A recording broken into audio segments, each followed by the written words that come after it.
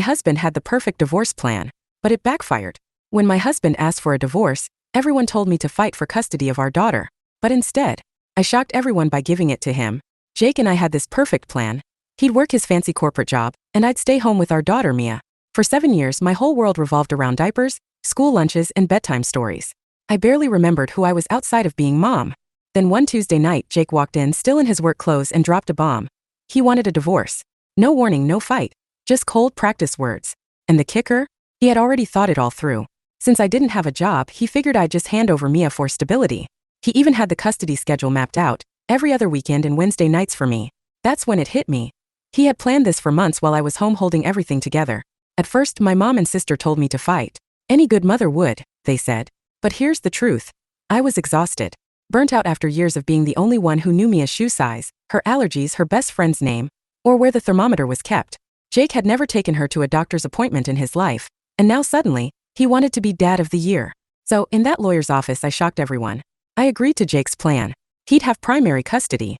I'd take Mia every other weekend, Wednesdays, holidays, and summers. His lawyer looked at me like I had grown 2 heads. And Jake? His face went pale, because reality was about to hit him. Within weeks, the cracks showed. Mia called me crying when he served her cereal for dinner. He texted me asking where I kept her inhaler. One night, he rang me at midnight because she had a fever, and he didn't know what to do. He wanted the title of responsible dad.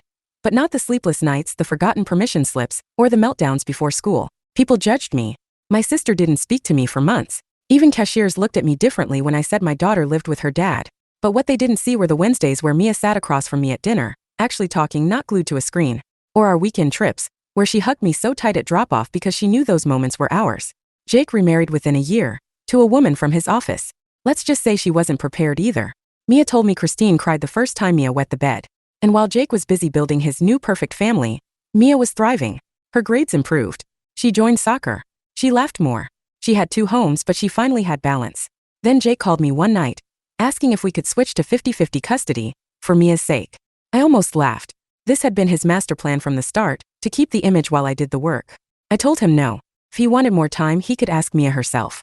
She's 8 now, and smart enough to know exactly where she feels most at home.